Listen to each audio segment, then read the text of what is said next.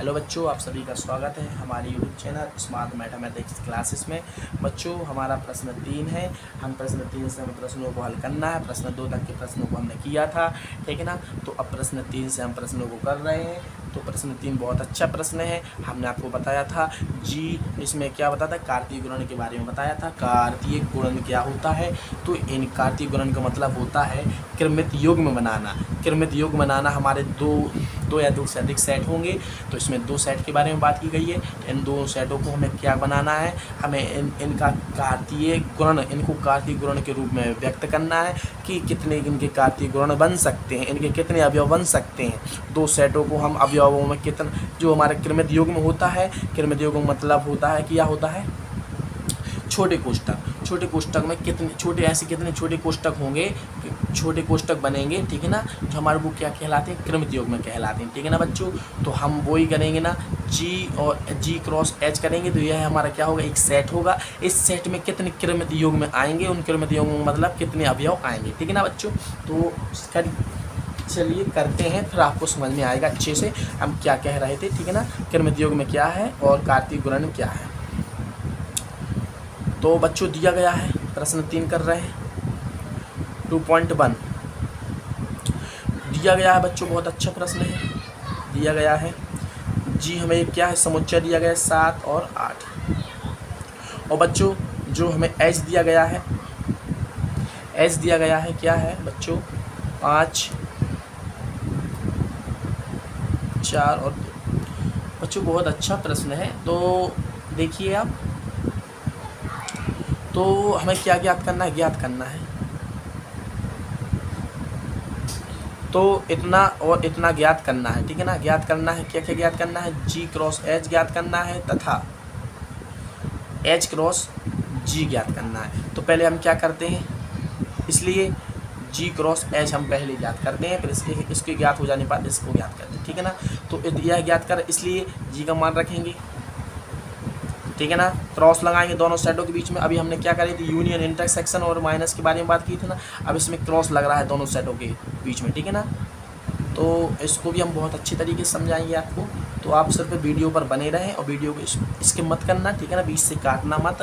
तो देखिए बच्चों, इसका मतलब क्या होता है कि हमें जी क्रॉस एच का मतलब क्या होता है, हमें एक समुच्चय बनाना है। इस समुच्चय में कितने हमारे अवयव आएंगे, उन अवयवों को हमें कौन से रूप में लिखना है, क्रमित रूप में लिखना है। क्रमित रूप का मतलब क्या होता है, जो हमने आपको बताया प्रश्न पहला कि 2 क्रमित रूप थे हमारे। क्रमित योग में एक जे था, एक क्रमित योग में ए था, ठीक है ना। तो क्रमित योग में जो थे ना, इन क्रमित योगों का मतलब क्या होता है कि जो क्रमित योग में एक्स और वाई दर्शाता है, और एक्स और वाई दर्शाता, 2 थे क्रमित योग, तो यह भी एक्स वाई दर्शाता है, यह भी एक्स वाई दर्शाता है। तो इस योग में हमें कहने का मतलब है कि एक्स और वाई के कितने अवयव होंगे, इसमें कितने अवयव होंगे, यानी कि जी और क्रॉस एच है, हमें जी क्रॉस एच करेंगे तो इसमें कितने अवयव आएंगे, ठीक है ना। एक्स के मान कितने होंगे, इसमें वाई के मान कितने होंगे, ठीक है ना। तो वही दर्शाता है जितने हमारे अवयव बनेंगे ना। तो यदि क्रमित योग में 1 बनेगा तो उसमें कितने होंगे, एक एक्स का मान होगा, एक वाई का मान होगा। तो ऐसे कितने अवयव बनेंगे, ठीक है ना। तो उसमें हम दर्शा सकते हैं एक्स का मान इतना है, इसमें वाई के मान इतने हैं, ठीक है ना। तो ये इसका मतलब यह होता है क्रमित योग में। तो बच्चों अब हम इसको क्रमित योग में के बारे में बता रहे हैं, तो आप बहुत अच्छी तरीके से समझिए। तो देखो पहले बच्चों क्या है कि हमें सबसे पहले क्या, जो हमारा सेट, इसका मतलब सेट में लिखना है। तो सेट थे ना, तो सेट बनाना है। तो पहले एक हमने यहाँ पर कोष्ठक बना दिया, ठीक है ना। अब जब हम बंद करें, पहले पूरी हमने अब संख्याओं को अवयवों को लिख लेंगे, उसके बाद हम अपने इसको बंद करेंगे समुच्चय, ठीक है ना। तो अब देखो बच्चों, इसका मतलब क्या है, 7 को इसके साथ भी लेना है, 7 को इसके साथ भी लेना है, 7 को इसके साथ भी लेना है। कैसा लेना है वो आपको बताते हैं।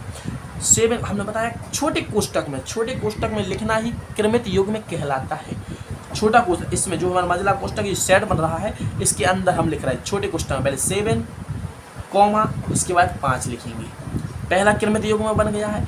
इसी प्रकार से दूसरा हमारा क्रमित योग बनेगा, 7 को आप 4 के साथ लिखेंगे, 7 4 दूसरा बन गया है। इसी प्रकार से 7 को तीसरे के साथ करेंगे। हमें जो समुच्चय में, हमें पहले समुच्चय में जितने अवयव हैं, उन समुच्चयों को दूसरे अवयवों के साथ लिखना है, ठीक है ना। तो हम इसको पढ़ सकते हैं एक्स बाय, ठीक है ना, समझ गए ना, एक्स बाय तो हमें अब एक 2 क्रमित युग्म लिखे हैं, ऐसे कितने क्रमित युग्म बनेंगे दोनों को क्रॉस करने पर, वो हम सब लिख रहे हैं, ठीक है ना। हम इसको बता सकते हैं कितने क्रमित युग्म बनेंगे, हमारे 6 क्रमित युग्म बनेंगे। हमने बताया पिछले प्रश्न में क्या बताया था कि हमें एन क्या था, एन ए बराबर 3 दिया गया था, और एन बी हमने बताया था, एन बी हमें कितना दिया गया था बच्चों, 3 था। 3 अवयव थे तो 3 हो गया था, 3 3 9 कितने 9 होते, तो हमारे कितने क्रमित युग्म बने थे, इसमें 9 अवयव बने थे। तो इसमें हम बता सकते हैं इसमें 2 अवयव है, इसमें कितने 3 है, तो 3 दूनी कितने 6, तो 6 क्रमित युग्म बनेंगे। 2 अभी हम बना चुके हैं, 4 और बनेंगे, इसका मतलब ये होता है बच्चों, ठीक है ना, समझे आप।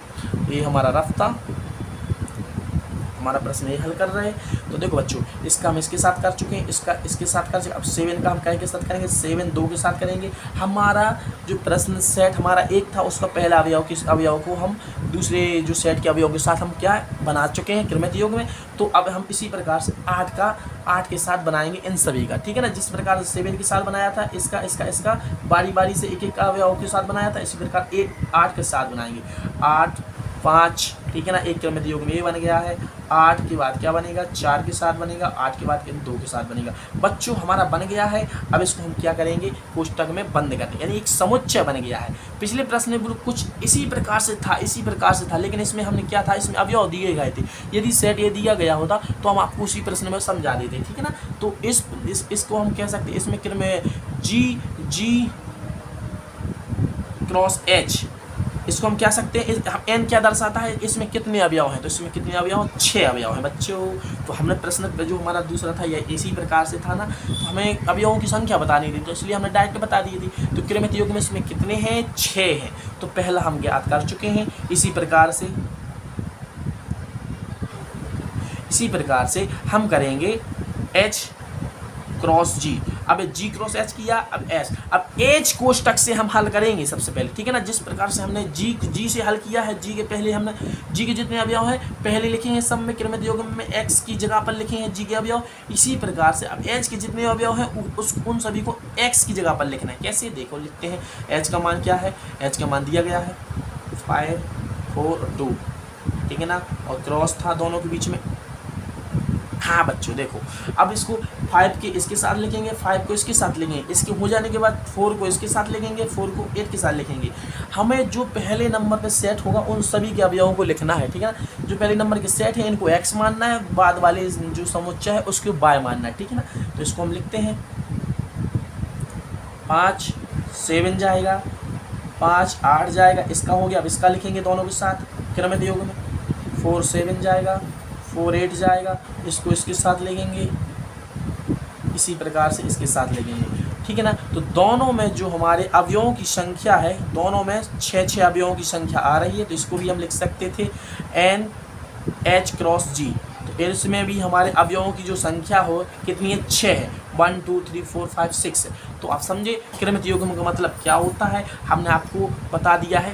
कार्तीय गुणन, कार्तीय गुणन का मतलब क्या, कार्तीय गुणन हमें कैसे निकालने, 2 या 2 से अधिक समुच्चयों के, 2 या 2 से अधिक हमारे जो सेट है उनका कार्तीय गुणन कैसे निकालना है, हमने आपको समझा दिया है। तो बस इस प्रश्न में इतना ही पूछा था। इसमें पूछा था यदि जी बराबर इतना है, एच बराबर इतना है, तो जी एच ज्ञात करना और एच जी क्रॉस ज्ञात करना है, यानी कार्तीय गुणन ज्ञात करना है। तो जी एच के कार्तीय गुणन ये है बच्चों, और एच जी के कार्तीय गुणन ये है। तो हमारा प्रश्न 3 हल हो गया है। अब हम प्रश्न 4 करते हैं। तो बच्चों प्रश्न 4 बहुत अच्छा प्रश्न है। तो इस प्रश्न को हम अगली क्लास में करते हैं, ठीक है ना, क्योंकि वीडियो की लेंथ है बड़ी होती जा रही है। तो मिलते हैं अगली क्लास में, तब तक के लिए जय हिंद।